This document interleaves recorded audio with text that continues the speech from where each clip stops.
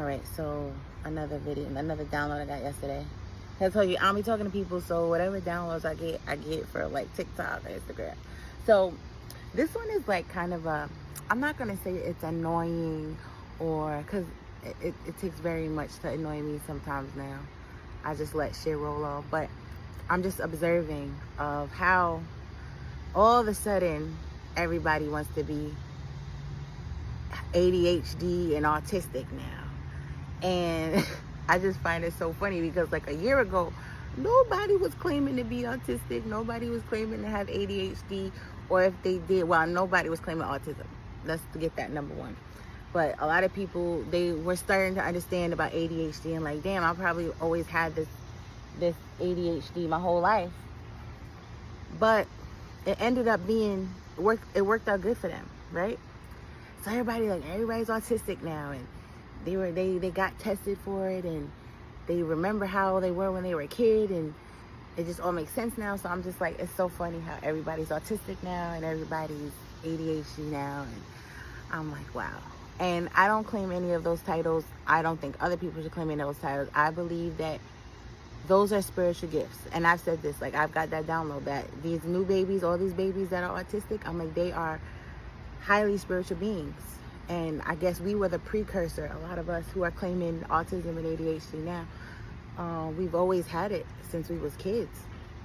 But, you know, our parents probably tried to beat it out of us, punish it out of us. Schools tried to beat it out of us, punish it out of us. And we've always just had these spiritual gifts. But in lower density views, it looks like it's a problem. And they make us feel like it's a problem. And then now that we're older, and all of these things worked out for us, and we're such great, amazing people because of these traits. Now everybody's like, oh yeah, I'm autistic and I got ADHD, and I'm like, nah, those are spiritual gifts. I don't claim none of those titles. I say they're spiritual gifts. And now that a lot of us have grown up to be awesome adults and individuals,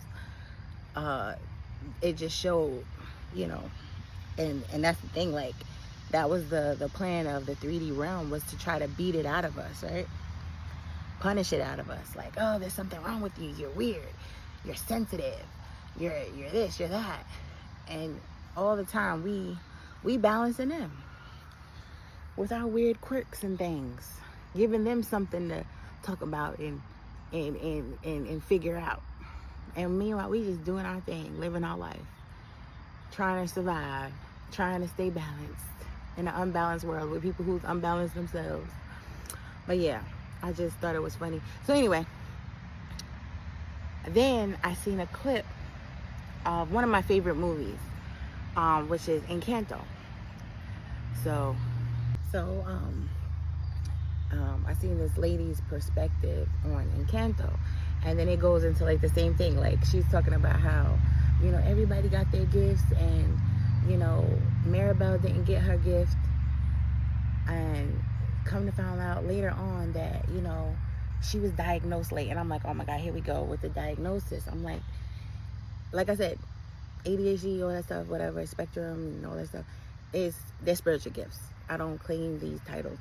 So anyway, but in Encanto, I had a completely different perspective. Not saying her perspective was wrong, but I had a different perspective. Like, I feel like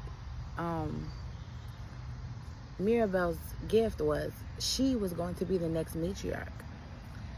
And that's why she had to challenge her grandmother, because that is how you get into leadership. You have to challenge the previous leaders, because you have to evolve, you have to change, you have to do a new thing.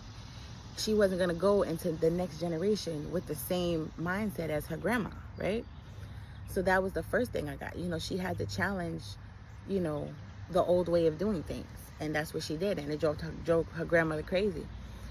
She wasn't trying to drive her crazy, but it just drove her crazy, because that's how older generations are sometimes. They don't want to be told how to do things differently. They don't want to change. They don't want to evolve. So, and like I said, they all had spiritual gifts.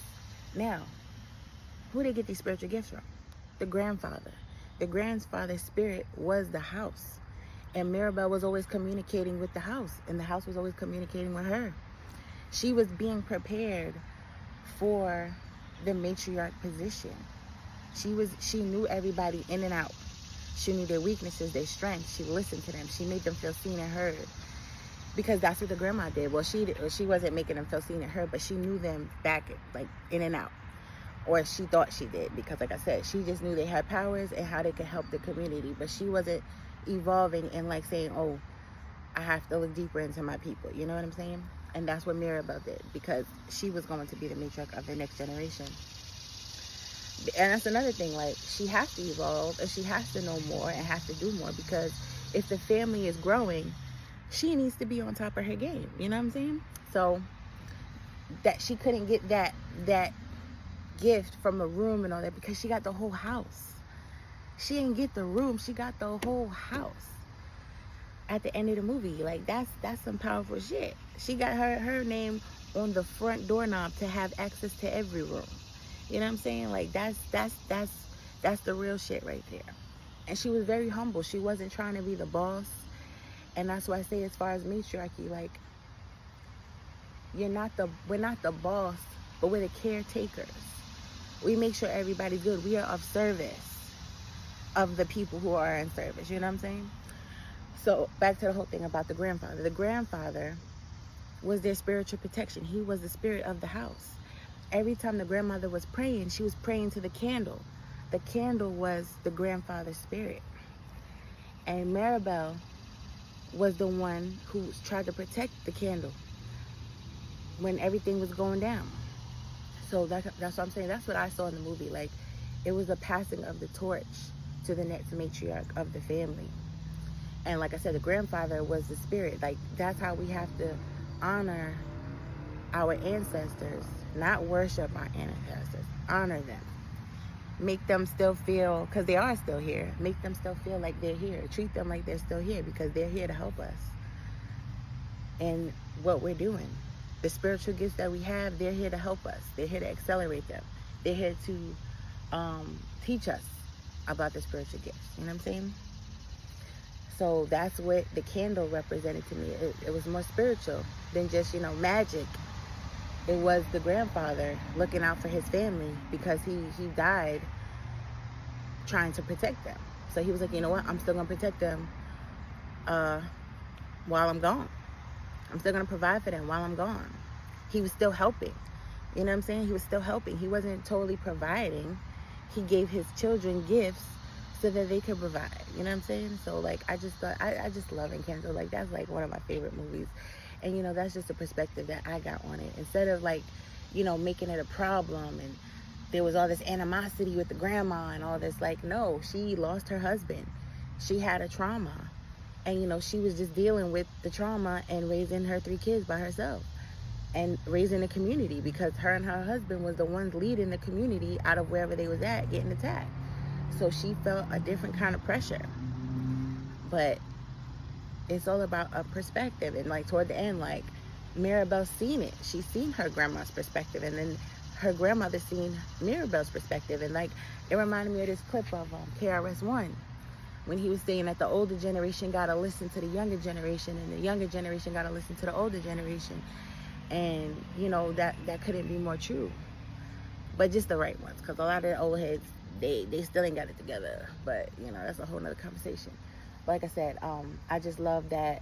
I just love the perspective that I seen in Encanto. And, like, my perspective has changed. Like, it was different at one time, and now it changed a little bit more. Like, I got a little bit more in depth with it this time. Because I wasn't even looking at it at a spiritual part before. I was looking at it as a magical part before. I'm more whimsy and shit. But yeah, like, I saw it more spiritual. Like, oh yeah, I was the grandfather. Like, every time the grandma had an issue, she was talking to the candle. And the candle and the house was connected. That was the grandfather, right? But yeah, like, I don't really subscribe to all that, ADHD and all that. And, like, my kids are dyslexic. I feel like dyslexia is a superpower. Because, like, everything seems like it's an issue when kids are younger. But if you see it, like, they say 20% of children are dyslexic. So that means 20% of the population is dyslexic. And there's so many successful people with dyslexia. And then there's also a lot of people with dyslexia in jail. And I always boil that down to how they're parented. If they have good parents, they will be successful. if they don't have good parents, they will end up in jail. And that's why I don't put my kids in school. Because the school will make them like they're a problem. And it's like, no matter what you do, you can't beat it out of them. You can't punish it out of them. You can only work with them. You have to work with their gift. You know what I'm saying? Like, work with their gift. Be patient with their gift. They haven't figured it out yet. You're not going to figure it out either, because they haven't figured it out. All you can do is support them. And, you know, that's why I said a lot of us didn't get that. We got the, you know, they're lazy. They don't pay attention. They don't focus. They're messy. You know, I even catch myself sometimes. Like, I have to, like, check myself and like, oh, remember, that's a sign. And like, a lot of our parents didn't do that. They didn't research these things and pay attention to these things. They just seen it as a problem. You know? So, I say everything's about, and what was it? Everything is about intention. And that's what magic is. Intention. And that's why being a parent, or being in any kind of relationship, friendship, family, job, everything is about intention. And that is what magic is. So, yeah. That's my go on it. All right, peace.